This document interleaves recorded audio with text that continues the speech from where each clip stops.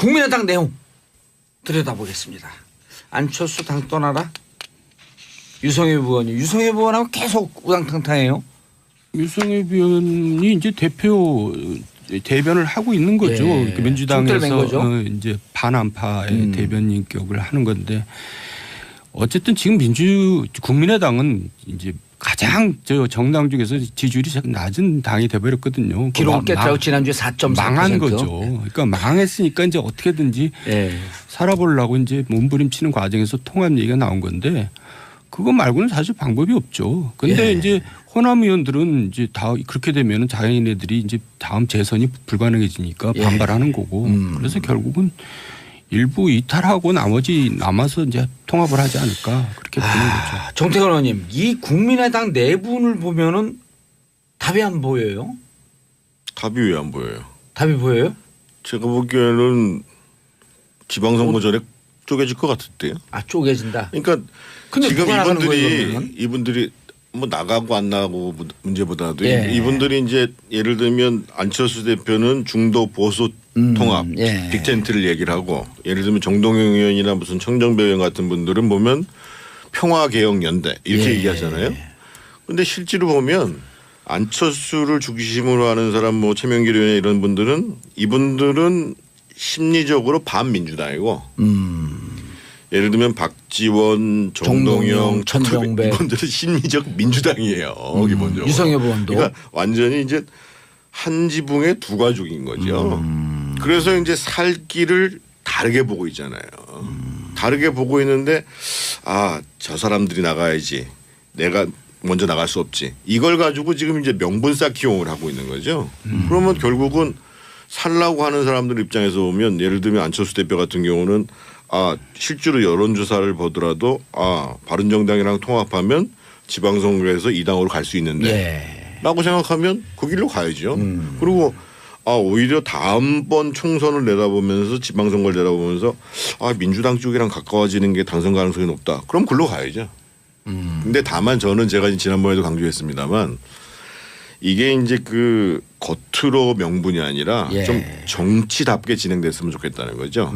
예를 들면 바른정당하고 국민의당 안철수 쪽 계신 분들이 통합을 하려면 일단 이분들이 생각이 맞는지를 먼저 검토를 해야 돼요. 계속 그 주장하셨잖아요. 그래서 이제 지금 정책연대를 한다고 얘기를 하는데 그러면 지금 예를 들면 독일 같은 경우가 그 총선을 치르고 난 다음에 2달 동안에 이제 연립정부를 구성 못 해가지고 메르켈이 이제 배수해전을 쳤잖아요. 만약에 더 이상 안 되면 선거 다시 하자 이렇게 나왔단 말이에요. 근데 그 정책 그러니까 그 연립정부 구성이 안 되는 이유가 정책에 대한 협의를 계속 하고 있는 거예요. 그래서 협의된 정책을 가지고 이 정부는 쭉 간다.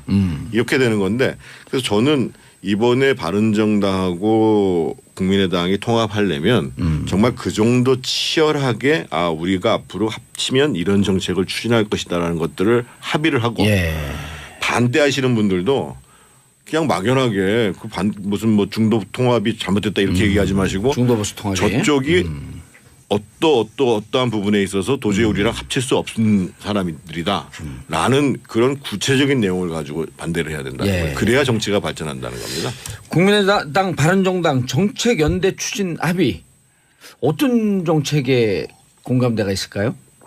뭐 총선 때 대선 때 또 자기네들이 내놓은 공약들이 있으니까 그거 이제 공통 부분을 추려내면 얼마든지 나올 수가 있는데 이제 그런 건 다 그냥 내세우는 명분이고 실제로 이제 다음 선거 때 살아남으려면 어떻게 해야 되느냐 그게 중요한 거지. 지방선거에 관심들은 있을까요? 국회의원들인데. 당연하죠. 자기 선거하고 뭐 밀접하게 연관돼 있으니까. 그런데 지금 바른당이나 국민의당은 지방선거 후보자를 구하지 못하고 있거든요. 지금 누가 그 당으로 나오려고 하지 않으니까 그래서 이제 그러면 자기 선거 때 이제 막막해지잖아요. 그러니까 이제 저렇게들 하는 거지 뭐 정책연합 뭐 이런 거는 사실 뭐 내 겉으로 내거는 거예요. 근데 안철수 의원은 정치적 승부수를 띄웠다? 그렇죠. 갈 데가 없잖아요. 그분이 이제. 여태까지 뭐 여러 시도를 하고 된 게 하나도 없고 맨날 철수만 했는데 제가 볼 때 이번에 이제 마지막인지 또 할지 모르지만은 시도를 또 했는데 이번에 안 되면 이제 짐 싸야 되지 않나 싶어요. 그분도. 어떻게 전망하세요? 또 철수 안 할 것 같은데요. 예. 이번에 뭐 강하게 지금도 드라이브 뭐 걸고 있는데 또 철수냐 이렇게 얘기가 나오는데 예. 제가 보기에는 내년 지방선거 때 안철수 서울시장, 남경필 경기도지사 이렇게 후보 나오면 그러면 지금 자유한국당에서 내보내는 후보보다도 훨씬 괜찮지 않을까요? 그리고 특히나 이제 지금 이제 지금은 이 민주당에 대한 지지도가 높지만 어떻든 민주당, 그러니까 바른정당이나 자유한국당이나 국민의당이 좋아서가 아니라 뭔가 문재인 정부에 대해서 나는 경고의 투표를 해야겠다라는 분들이 상당히 또 존재한단 말이에요. 근데 그 표가 지금 봐서는 제가 보기에 자유한국당으로 가기 어려울 것 같아요. 그 남경필 지사는 자유한국당으로 가지 않을까요? 홍준표 대표가 오지 말라고 그랬잖아요. 배신자는 다시 경기도지사 뽑으면 안 된다. 그래서 어젠가 무슨 그 경기도당에 있는 사람들 등반 대회에서 공개적으로 오지 마라. 우리는 더 이상 우리는 배신자인 아닌 경기지사를 내겠다. 이렇게 얘기를 했죠. 그래서 남경필 지사는 아마 갈 의사도 없고 갈 곳도 없죠. 승부를 봐야죠. 그럼 바른정당에서 제가 보기에는 안철수 서울시장, 남경필 경기도지사 후보 카드면 수도권에서는 자유한국당보다는 훨씬 더 민주당을 대적하기가 좋은 모양이 될 것 같은데요. 그렇다고 자유한국당하고 단일화나 이걸 할 수 없을 거 아니에요. 달라질 텐데 그럼 지지표가. 자유한국당에서 지금 서울시장이 제가 얘기하면 너무 좀 심한가요? 맞죠. 자유한국당에서 지금 경기도지사나 서울시장 내보낼 만한 사람이 없어요. 딱 떠오르는 사람이 있나요? 후보가 없어요. 근데도 불구하고 저 사람 안 된다 이렇게 홍준표 대표가 하는데 그건 이제 감정의 정치이면서도 한편으로는 뭔가 자기한테 대적할 만한 사람은 못 들어오게 하는 거예요. 그렇죠. 그러니까 이제 쪼잔한 정치를 하는 건데 그래가지고 자유한국당이 뭐가 미래가 있겠어요. 근데 자유한국당에서 서울시장 또 준비하는 사람들이 질비하게 서 있잖아요. 아니요, 없어요. 그래요? 예. 뭐 속으로야 뭐 자기가 김용태 의원 나모 의원도 있고 홍모 전 의원도 있고 뭐 가능성들이 희박하죠. 두 분이 크게 없는 거니까 안 되긴 안 될 것 같은데 그러면 그 두 분을 해놓고 자유한국당에서 어쨌든 낼 거 아니에요. 후보를 안 낼 수는 없잖아요. 그래서 저는 표는 나뉘어줄 것이고. 그러니까 이제 최근에 이제 물론 국민의당에서 발표한 여론조사이긴 하지만 지금 이제 반 문재인 정부에 있는 분들이 선택을 하겠죠. 자, 최경환 검찰 소환 불응? 네. 얘기 좀 해주시죠. 지난번에 국정원장들 이제 영장 발부될 때 이례적으로 이병기 전 원장은 체포부터 긴급 체포를 좀 이례적이잖아요. 그때 그런 말이 돌았어요. 그분이 갑자기 심경이 이제 악화돼 가지고 이제 어떻게 무슨 사고 날 것 같다. 사고 날 것 같다. 그래서 이제 긴급 체포했다는 얘기가 있는데 이분은 지금 할복 자살한다 그러니까 되게 위험한 상황에 있는 거 아닌가. 그렇잖아요. 그래서 뭐 좀 농담 좀 남 불행에 대해서 이렇게 얘기하는 게 좀 뭐합니다만 그렇게 뭐 옛날에 쭉 이런 사건이 많았지만은 그래 나 받았어 이렇게 얘기한 사람은 한 번도 못 들어본 것 같아요. 내일 10시에 출석하라고 통보했어요 검찰이. 근데 순순히 응하지 않을 것 같다 이렇게 지금 예측하고 있는 거 아닌가요? 본인이 응하지 않겠다 이렇게 발표했죠. 얘기했죠. 본인이 사실은 결백하다고 얘기하면 출두를 하셔야죠. 그래서 조사를 받아야 되는데 우리 앞에 계신 정돈 선배님 같은 경우가 옛날에 이제 그 저축은행 사건에 돈을 받았다고 그래가지고 이제 검찰의 현역 의원 당시에 조사를 받을 때 정돈 의원님은 이제 본인이 직접 자진 출두했어요. 소환해갖고 조사 받으니까 자진 출두해서 조사 받고. 자진 출두를 했고 그랬음에도 불구하고 구속영장이 청구돼가지고 국회에 이제 체포동의안 표결이 들어왔죠. 그래서 이제 체포동의안 표결이 들어왔는데 그게 부결됐어요. 그래서 이제 불구속 재판을 받았거든요. 그래서 최경환 의원님도 사실은 그 얘기 좀 해주시죠. 왜냐하면 그 사람들이 기억이 좀 멀리 떨어진 거니까 정돈 의원님 케이스를. 그러니까 최경환 의원도 결국은 이제 국회 지금 회기 중이라서 체포를 못 하거든요. 헌법상. 그러니까 이제 그거 때문에 아마 버티는 것 같은데 근데 이제 표결을 할 경우에 결국 어떻게 될 것이냐. 제가 볼 때는 좀 부정적이거든요. 예. 이게 최경환 의원 같은 경우는 김무성 의원 표현에 의하면 박근혜 정권이기도 했지만 최경환 정권이기도 했다. 이런 얘기까지 했어요. 그러니까 굉장히 위세를 부렸죠. 예. 그리고 이제 진박 간별사로 나서가지고 이제 온 국민의 좀 밉상이 되기도 했는데 국회에서 뭐 버틴다고 표결에 나는 유리할 것 같지 않은데. 그 과정을 좀 설명해 주시죠. 정동원 정동원 의원님 그때 의원님 당시에 그때 이제 솔로몬 저축은행 그 임석 씨로부터 이제 그 돈을 받았다, 정치자금을 부정하게 수수했다라는 혐의로 검찰이 이제 조사를 한 거예요. 예. 근데 이제 실제로는 안 받았죠. 안 받았으니까는 이제 떳떳하게 갔죠. 갔는데 어떻든 그 이상득 의원하고 같이 받았다라는 형식으로 해서 구속영장을 청구한 거예요. 예. 그래서 이제 국회에서는 그게 이제 부결됐고 체포 그래서 이제 특권. 1심 재판을 불구속 상태에서 받았는데 1심 재판부가 그거를 유죄로 봐야 된다. 같이 받은 거로 봐야 된다. 해가지고 법정 구속됐어요. 그 추운 날이었는데. 예. 그래가지고 또 2심에서도 또 이제 유죄가 판결 나가지고 10개월을 다 처음에 이제 1년 받았다가 10개월로 줄어들었죠. 그래서 다 10개월을 살고 나와서 상고심에서 대법원 판결에서 무죄 취지로 파기 환송된 거죠. 그럼 10개월은 생징역을 산 거예요? 생징역이죠. 그럼 어떻게 되는 거예요, 이거는? 그래가지고 제가 보기에는 그게 이제 보상금을 아마 이제 혐의가 없는 사람을 징역을 살렸으니까 국가가 배상금이죠, 배상금. 배상을 해가지고 예. 배상금을 꽤 많이 받으셨는데 어디다 좋은데 기부하셨다는 얘기 들었어요. 얼마 받으셨어요, 배상금은? 6,350만 원 받았는데 굉장히 멋있는 척하면서 기부를 했는데 지금 생각해보면 좀 아까운 것 같아요. 근데 그 사건을 사실 그 대통령 이명박 대통령 재임 기간 중에 이제 헌정사상 처음일 거예요. 이제 형이 바로 구속이 됐거든요. 재임 중에 저축은행 사건. 그러니까 이명박 대통령께서는 타격이잖아요. 그러니까 이제 여야 의원 하나씩 끼워넣기를 한 거예요. 불타기로. 그래서 이제 박지원하고 저하고 이제 의원하고 둘이서 이제 수사를 받게 됐는데 박지원 의원도 무혐의가 됐잖아요. 결국 무혐의 됐죠. 근데 이제 불체포 특권이라는 게 굉장히 국민의 지탄을 받는 부분인데 한 가지 좀 또 억울한 경우가 있어요. 저 같은 경우는 체포가 돼서 내가 영장 심사 내가 받으러 가겠다 내 발로. 근데 내 발로 갈 수 있는 방법이 없어요. 국회법상 국회에서 표결 처리를 해야지 갈 수가 있어요. 그러니까 의원들이 이 사람 문제 있다 해줘야지 가는 거예요. 내가 안 가겠다 그런 게 아니라 나 가겠다 그런데도 의원들이 이 사람 보내야 된다라고 동의를 해줘야지만 구속이 되는 상황.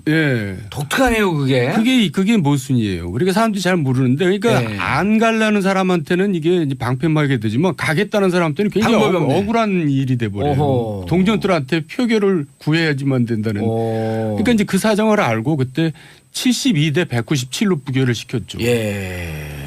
그런 경우도 상당히 있습니다. 조사 받은 거 보고 무죄 나온 거 보면 이제 그거는 사필 규정인데 그럼 최경환 의원 같은 경우는 그 코스대로 하면 가야 되는 거 아니에요? 무죄라고 한다면 본인이. 지금은 뭐 검찰 입장에서 보면 체포동의안을 국회에다 제출할 수밖에 없죠. 그러니까 이제 불체포 특권이라는 것을 좀 역사적으로 이해할 필요가 있는데요. 그러니까 이제 이게 영국에서부터 시작했습니다. 1600년대에 시작됐으니까. 왜냐하면 이제 왕이 의원들이 왕에 대해서 비판을 하면 회의하다가 그냥 잡아들이면 그러면 이제 국회가 진행이 안 될 거 아니겠어요. 그래서 이제 미국 헌법 뭐 영국 헌법 말할 것도 미국 다 이제 헌법에 규정되어 있는 겁니다. 이게. 그러니까 그래서 일부에서는 시민들이 잘못 알고 있어서 국회의원 불체포 특권 폐지해야 되는 거 아니냐 이렇게 얘기하는데 그러려면 헌법 개정해야 됩니다. 우리도 헌법 44조에 보면 기본적으로 회기 중에는 체포하려면 동의를 받아야 된다. 체포 못한다 이렇게 하고 회기 전에 체포했는데 국회에서 석방 요구를 하면 석방시켜야 된다. 이게 이제 헌법에 규정되어 있는 내용입니다. 근데 그럼 구속영장을 청구했고 구속영장이 발부가 되려면 체포 동의서가 넘어와야 되는 거예요? 국회로? 회기 중에는. 그래서 이제 이것이 이제 이게 이제 옛날에 이제 예를 들면 뭐 박정희 정권 시절 같은 경우에는 그런 경우 많았잖아요. 막 주워다 폐기도 했고 그러잖아요. 국회의원을. 그렇죠. 그래서 이제 근데 이제 정부가 이제 문민정부 되고 민주정부가 되고 나서 사실은 국회의원들이 자기의 비리를 방어하는 수단으로 쓰니까 이거를 이제 이렇게 하면 안 되겠다. 그래서 이제 2005년도에 어떤 법안이 생겼냐면 국회법상 체포동의안이 들어오면 24시간 이후 72시간 내에 무조건 표결 처리를 한다. 그래서 이제 국회의원들이 판단을 하는 거죠. 저 사건으로는 저 사람은 들어가야 된다, 말아야 된다. 이걸 판단을 한다는 거죠. 그런데 덧붙여서 제가 말씀드리고 싶은 것은 아까 2부에서도 이제 그 구속적부심 얘기가 많이 나왔는데 저는 이제 문재인 정부에서도 그게 안 되긴 했습니다만 일단 수사 자체는 불구속 수사가 원칙이잖아요. 그렇죠. 근데 그게 이제 어떤 정부가 돼도 그게 적용이 안 돼요. 그래서 저는 그 원칙적으로는 불구속 수사를 하는 것을 어떤 정부라도 좀 제대로 실천하고 대신 피의자 예를 들면 지금 최경환 의원 같은 경우가 거론되잖아요. 불구속 수사가 원칙이 되면 피의자가 사실은 조사를 안 받는다고 한다는 게 이상한 거예요. 받을 건 다 받고 불구속 그 재판하고. 그렇죠. 그게 이제 저는 그 민주주의의 발전이고 인권의 보호고. 그렇죠. 그 전보다는 이제 구속률은 많이 떨어졌어요 지금. 그러니까 그 제가 대북송금 특검에 갔던 변호사 얘기를 들어봤더니 그분이 이제 그 민변에 속해 있었고 뭐 참여연대 간부를 했던 분이거든요. 근데 이제 대북송금 특검에 차출을 갔어요. 그래서 열심히 하는데 평소에 소신은 불구속 수사인데 이게 특검에 딱 가니까 구속시키는 게 관례라는 거예요. 그래서 굉장히 괴로웠대요 사실은. 근데 그래서 제가 왜 그러냐고 그러면 이게 구속 수사를 하는 거하고 불구속 수사하는 거는 엄청난 차이랍니다. 구속 수사가 너무 편하다는 거예요. 편하죠.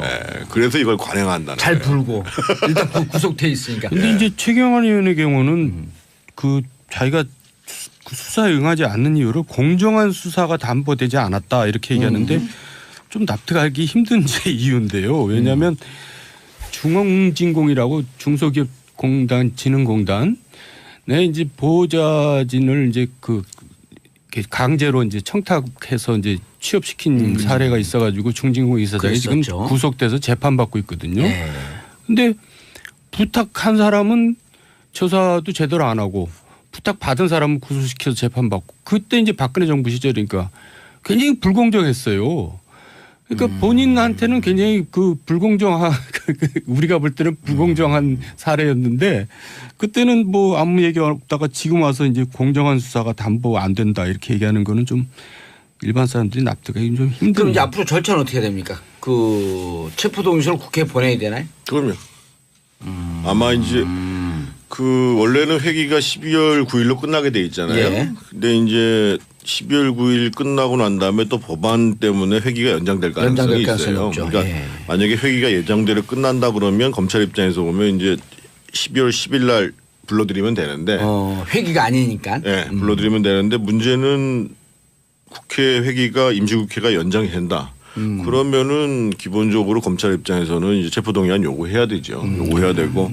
근데 제가 볼 때는 표결을 하든 나중에 이제 회기가 끝나서 뭐 영장이 발부되든 시간 문제인데 본인이 지금 굉장히 무서워서 지금 피하는 것 같은 느낌이 들어요. 그런 것 같아요. 하루라도 좀 밀어볼까 하는 저는. 국회에 가서 표결이 부결나기가 어려운 게요.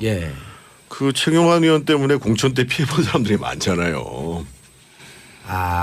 자유한국당 지금 자유한국당에 예를 들면 그 당시에 뭐 그 대구에서 2016년 말도 안 되는 공천해가지고 그래서 그때 이제 최경환 의원이 진박 감별을 했단 말이에요. 그래가지고 진박이 아닌 사람은 공천을 배제해서 이 사람들이 무소속으로 출마해서 당선되고 막 이랬잖아요. 그리고 다시 복당을 했잖아요. 그래서 아마 최경환 의원 입장에서 봤을 때는 이게 버티기가 만만치 않겠구나라는 생각을 하니까 일단 시간을 좀 벌자 이렇게 얘기를 하는 거고 홍준표 대표도 자기가 출석하지 말라는 얘기 하지 않았다.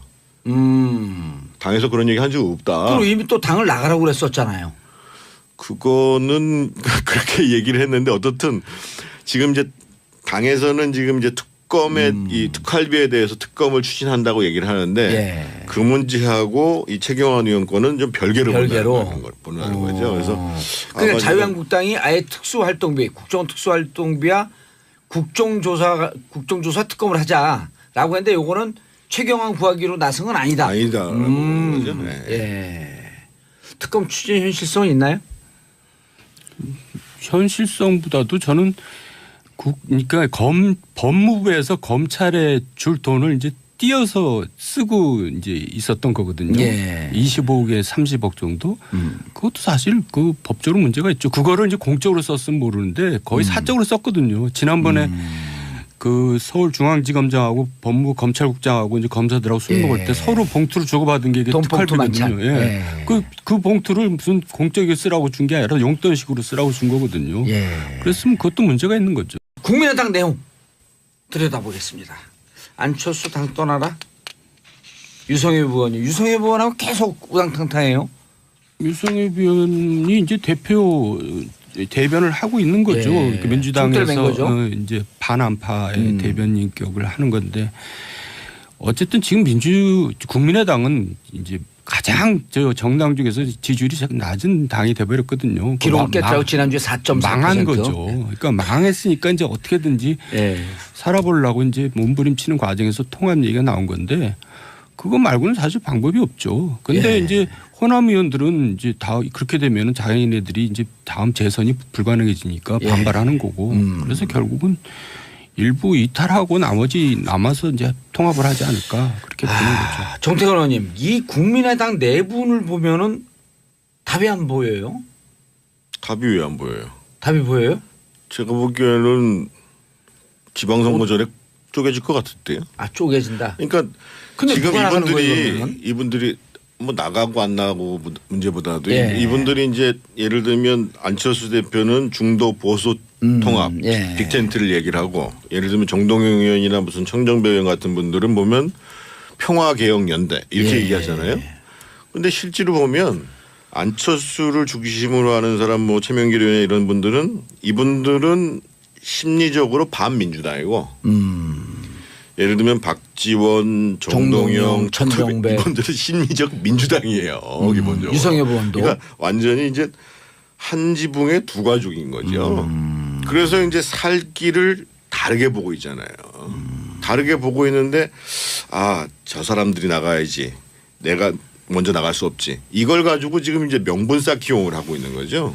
그러면 결국은 살라고 하는 사람들 입장에서 보면 예를 들면 안철수 대표 같은 경우는 아, 실제로 여론조사를 보더라도 아, 바른정당이랑 통합하면 지방선거에서 2당으로 갈 수 있는데 라고 생각하면 그 길로 가야죠. 그리고 아, 오히려 다음번 총선을 내다보면서 지방선거를 내다보면서 아, 민주당 쪽이랑 가까워지는 게 당선 가능성이 높다. 그럼 글로 가야죠. 근데 다만 저는 제가 지난번에도 강조했습니다만 이게 이제 그 겉으로 명분이 아니라 좀 정치답게 진행됐으면 좋겠다는 거죠. 예를 들면 바른정당하고 국민의당 안철수 쪽 계신 분들이 통합을 하려면 일단 이분들이 생각이 맞는지를 먼저 검토를 해야 돼요. 계속 그 주장하셨잖아요. 그래서 이제 지금 정책연대를 한다고 얘기를 하는데 그러면 지금 예를 들면 독일 같은 경우가 그 총선을 치르고 난 다음에 2달 동안에 이제 연립정부를 구성 못 해가지고 메르켈이 이제 배수해전을 쳤잖아요. 만약에 더 이상 안 되면 선거 다시 하자 이렇게 나왔단 말이에요. 근데 그 정책 그러니까 그 연립정부 구성이 안 되는 이유가 정책에 대한 협의를 계속 하고 있는 거예요. 그래서 협의된 정책을 가지고 이 정부는 쭉 간다. 이렇게 되는 건데 그래서 저는 이번에 바른정당하고 국민의당이 통합하려면 정말 그 정도 치열하게 아 우리가 앞으로 합치면 이런 정책을 추진할 것이다라는 것들을 합의를 하고 반대하시는 분들도 그냥 막연하게 그 무슨 뭐 중도 통합이 잘못됐다 이렇게 얘기하지 마시고 중도보수 통합이 저쪽이 어떠한 부분에 있어서 도저히 우리랑 합칠 수 없는 사람들이다라는 그런 구체적인 내용을 가지고 반대를 해야 된다는 거예요. 그래야 정치가 발전한다는 겁니다. 국민의당 바른정당 정책연대 추진 합의 어떤 정책에 공감대가 있을까요? 뭐 총선 때 대선 때 또 자기네들이 내놓은 공약들이 있으니까 그거 이제 공통 부분을 추려내면 얼마든지 나올 수가 있는데 이제 그런 건 다 그냥 내세우는 명분이고 실제로 이제 다음 선거 때 살아남으려면 어떻게 해야 되느냐 그게 중요한 거지. 지방선거에 관심들은 있을까요? 국회의원들이. 당연하죠. 자기 선거하고 뭐 밀접하게 연관돼 있으니까. 근데 지금 바른당이나 국민의당은 지방선거 후보자를 구하지 못하고 있거든요 지금. 누가 그 당으로 나오려고 하지 않으니까. 그래서 이제 그러면 자기 선거 때 이제 막막해지잖아요. 네. 그러니까 이제 저렇게들 하는 거지 뭐 정책연합 뭐 이런 거는 사실 뭐 내 겉으로 내거는 거예요. 근데 안철수 의원은 정치적 승부수를 띄웠다? 그렇죠. 갈 데가 없잖아요, 그분이 이제. 여태까지 뭐 여러 시도를 하고 된 게 하나도 없고 맨날 철수만 했는데 제가 볼 때 이번에 이제 마지막인지 또 할지 모르지만은 시도를 또 했는데 이번에 안 되면 이제 짐 싸야 되지 않나 싶어요. 그분도. 어떻게 전망하세요? 또 철수 안 할 것 같은데요. 네. 이번에 뭐 강하게 드라이브 걸고 있는데 또 철수냐 이렇게 얘기가 나오는데 네. 제가 보기에는 내년 지방선거 때 안철수 서울시장, 남경필 경기도지사 이렇게 후보 나오면 그러면 지금 자유한국당에서 내보낸 후보보다도 훨씬 괜찮지 않을까요? 그리고 특히나 이제 지금은 이 민주당에 대한 지지도가 높지만 어떻든 민주당, 그러니까 바른정당이나 자유한국당이나 국민의당이 좋아서가 아니라 뭔가 문재인 정부에 대해서 나는 경고의 투표를 해야겠다라는 분들이 상당히 또 존재한단 말이에요. 근데 그 표가 지금 봐서는 제가 보기에 자유한국당으로 가기 어려울 것 같아요. 그 남경필 지사는 자유한국당으로 가지 않을까요? 홍준표 대표가 오지 말라고 그랬잖아요. 배신자는 다시 경기도지사 뽑으면 안 된다. 그래서 어젠가 무슨 그 경기도당에 있는 사람들 등반 대회에서 공개적으로 오지 마라. 우리는 더 이상 우리는 배신자인 아닌 경기지사를 내겠다. 이렇게 얘기를 했죠. 그래서 남경필 지사는 아마 갈 의사도 없고 갈 곳도 없죠. 승부를 봐야죠. 그럼 바른정당에서 제가 보기에는 그 안철수 서울시장, 남경필 경기도지사 후보 카드면 수도권에서는 자유한국당보다는 훨씬 더 민주당을 대적하기가 좋은 모양일 것 같은데요. 그렇다고 자유한국당하고 단일화나 이거 할 수 없을 거 아니에요. 갈라질 텐데 그럼 지지표가. 자유한국당에서 지금 서울시장이 제가 얘기하면 너무 좀 심한가요? 아니요. 자유한국당에서 지금 경기도지사나 서울시장 내보낼 만한 사람이 딱 떠오르는 사람이 있나요? 후보가 없어요. 근데도 불구하고 저 사람 안 된다 이렇게 홍준표 대표가 하는데 그건 이제 감정의 정치이면서도 한편으로는 뭔가 뒤끝이 자기한테 대적할 만한 사람은 못 들어오게 하는 거예요. 그렇죠. 그러니까 이제 쪼잔한 정치를 하는 건데 그래가지고 자유한국당이 뭐가 미래가 있겠어요. 근데 자유한국당에서 서울시장 또 준비하는 사람들이 질비하게 서 있잖아요. 아니요, 없어요. 그래요? 예. 뭐 속으로야 뭐 자기가 김용태 의원 나모 의원도 있고 홍모 전 의원도 있고 뭐 가능성들이 희박하죠. 두 분이 크게 없는 거니까 안 되긴 안 될 것 같은데 그러면 그 두 분을 해놓고 자유한국당에서 어쨌든 낼 거 아니에요. 후보를 안 낼 수는 없잖아요. 그래서 저는 표는 나뉘어질 것이고. 그러니까 이제 최근에 이제 물론 국민의당에서 발표한 여론조사이긴 하지만 지금 이제 반 문재인 정부에 있는 분들이 선택을 하겠죠. 자, 최경환 검찰 소환 불응? 네. 얘기 좀 해주시죠. 그 지난번에 국정원장들 이제 영장 발부될 때 이례적으로 이병기 전 원장은 체포부터 긴급 체포를 좀 이례적이잖아요. 그때 그런 말이 돌았어요. 그분이 갑자기 심경이 이제 악화돼가지고 이제 어떻게 무슨 사고 날 것 같다. 그래서 이제 긴급 체포했다는 얘기가 있는데 이분은 지금 할복 자살한다 그러니까 되게 위험한 상황에 있는 거 아닌가. 그렇잖아요. 그래서 뭐 좀 농담 좀 남 불행에 대해서 이렇게 얘기하는 게 좀 뭐합니다만 그렇게 뭐 옛날에 쭉 이런 사건이 많았지만은 그래 나 받았어 이렇게 얘기한 사람은 한 번도 못 들어본 것 같아요.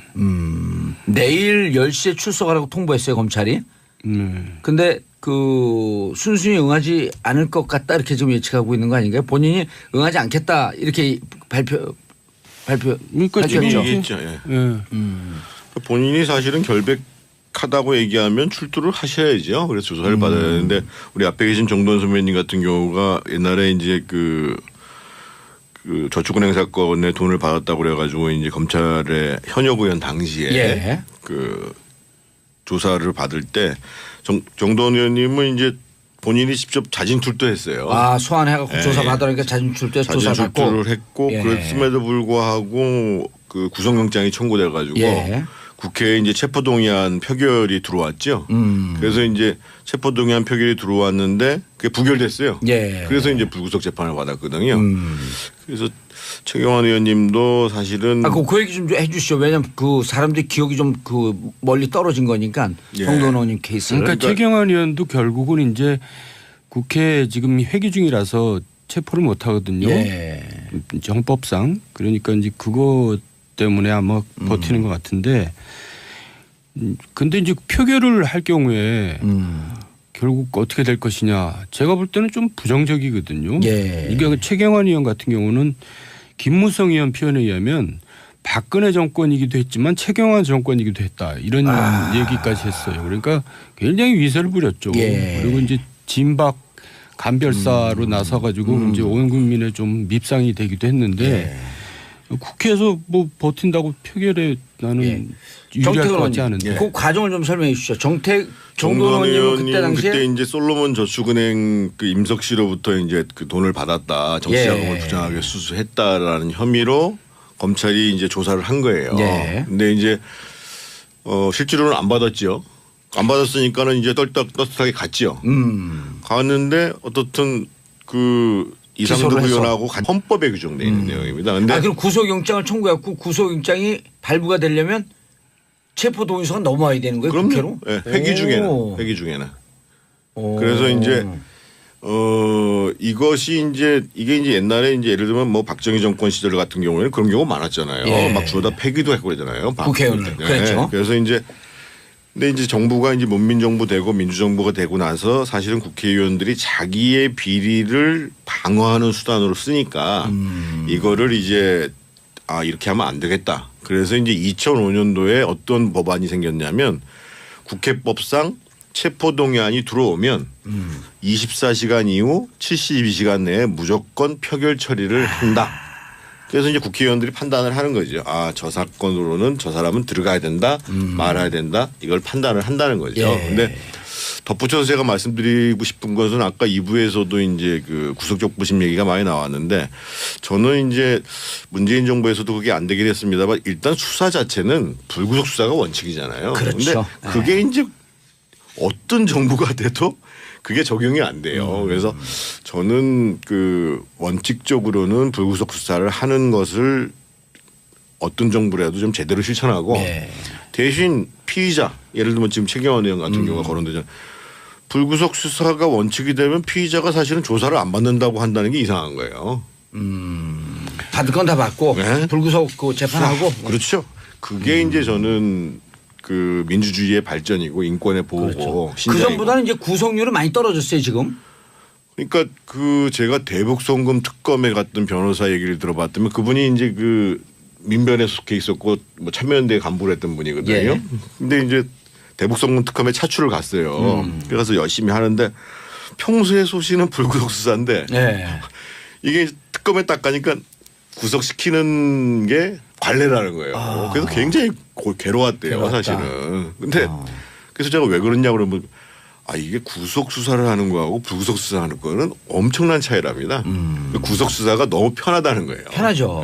그래서 이걸 관행한다는 잘 거예요. 불고 일단 구속돼 있으니까. 근데 이제 최경환 의원의 경우는 그 자기가 그 수사에 응하지 않는 이유로 공정한 수사가 담보되지 않았다 이렇게 얘기하는데 좀 납득하기 힘든 제 이유인데요. 왜냐하면 중앙진공이라고 중소기업공단 진흥공단 네 이제 보호자진을 이제 그 강제로 이제 청탁해서 이제 취업시킨 사례가 있어가지고 중진공 이사장이 지금 구속돼서 재판받고 있거든요. 근데 부탁한 사람은 조사도 제대로 안 하고 부탁받은 사람은 구속시켜서 재판받고 그때 이제 박근혜 정부 시절이니까 굉장히 불공정했어요. 그러니까 본인한테는 굉장히 그 불공정한 우리가 볼 때는 불공정한 사례였는데 그때는 뭐 아무 얘기 없다가 지금 와서 이제 공정한 수사가 담보 안 된다 이렇게 얘기하는 거는 좀 일반 사람들이 납득하기 좀 힘들어요. 그럼 이제 앞으로 절차는 어떻게 됩니까? 그 체포동의서를 국회에 보내야 되나요? 그럼요. 아마 이제 그 원래는 회기가 12월 9일로 끝나게 돼 있잖아요. 근데 이제 12월 9일 끝나고 난 다음에 또 법안 때문에 회기가 연장될 가능성이 있어요. 없죠. 그러니까 예. 만약에 회기가 예정대로 끝난다고 그렇지 받았다라는 형식으로 해서 구속영장을 청구한 거예요. 예. 그래서 이제 국회에서는 그게 이제 부결이 됐고 체포 그래서 이제 특권. 1심 재판을 예. 불구속 상태에서 받았는데 1심 재판부가 그거를 유죄로 봐야 된다. 같이 받은 거로 봐야 된다. 해가지고 법정 구속됐어요. 그 추운 날이었는데. 예. 그래가지고 또 2심에서도 또 이제 유죄가 판결 나가지고 예. 10개월을 다 처음에 이제 1년 받았다가 10개월로 줄어들었죠. 그래서 다 10개월을 살고 나와서 상고심에서 대법원 판결에서 무죄 취지로 파기 환송된 거죠. 그럼 10개월은 생징역으로 산 거예요? 그렇죠. 그럼 어떻게 되는 거예요, 이거는? 그래가지고 제가 보기에는 그게 이제 보상금을 아마 이제 혐의가 없는 사람을 징역을 살렸으니까 예. 국가가 배상금이죠, 배상금. 배상을 해가지고 예. 배상금을 꽤 많이 받으셨는데 어디다 좋은데 기부하셨다는 얘기 들었어요. 얼마 받으셨어요, 배상금은? 6,350만 원 받았는데 예. 굉장히 멋있는 척하면서 기부를 했는데 지금 생각해보면 좀 아까운 것 같아요. 근데 그 사건을 사실 그 대통령 이명박 대통령 재임 기간 중에 이제 예. 헌정사상 처음일 거예요. 이제 형이 바로 구속이 됐거든요. 예. 재임 중에 저축은행 사건으로. 그러니까 이명박 대통령께서는 타격이잖아요. 그러니까 이제 여야의원 하나씩 끼워넣기를 한 거예요. 불타기로. 그래서 이제 박지원하고 저하고 이제 의원하고 둘이서 이제 수사를 받게 됐는데 박지원 의원도 무혐의가 됐잖아요. 결국 무혐의 됐죠. 근데 이제 불체포 특권이라는 게 굉장히 국민의 지탄을 받는 부분인데 한 가지 좀 또 억울한 경우가 있어요. 예. 저 같은 경우는 이제 체포가 돼서 내가 영장 심사 내가 받으러 가겠다 내 발로. 예. 근데 내 발로 갈 수 있는 방법이 없어요.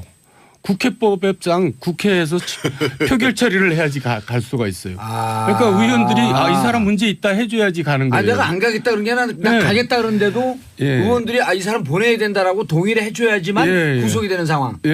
독특하네요 그게. 그게 모순이에요. 그러니까 사람들이 잘 모르는데 그러니까 안 가려는 사람한테는 이게 이제 방패막이 되지만 가겠다는 사람한테는 굉장히 억울한 일이 돼버려요. 동정들한테 표결을 구해야지만 된다는. 그러니까 이제 그 사정을 알고 그때 72대 197로 부결을 시켰죠.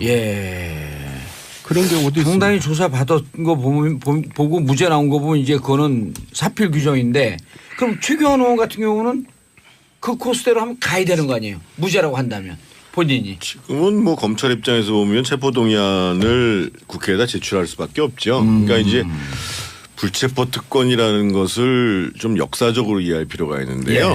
그러니까 이제 이게 영국에서부터 시작했습니다. 1600년대에 시작됐으니까. 왜냐하면 이제 왕이 의원들이 왕에 대해서 비판을 하면 회의하다가 그냥 잡아들이면 그러면 이제 국회가 진행이 안 될 거 아니겠어요. 그래서 이제 미국 헌법, 뭐 영국 헌법 말할 것도 미국 다 이제 헌법에 규정되어 있는 겁니다. 이게. 그러니까 그래서 일부에서는 시민들이 잘못 알고 있어서 국회의원 불체포 특권 폐지해야 되는 거 아니냐 이렇게 얘기하는데 그러려면 헌법 개정해야 됩니다. 우리도 헌법 44조에 보면 기본적으로 회기 중에는 체포하려면 동의를 받아야 된다.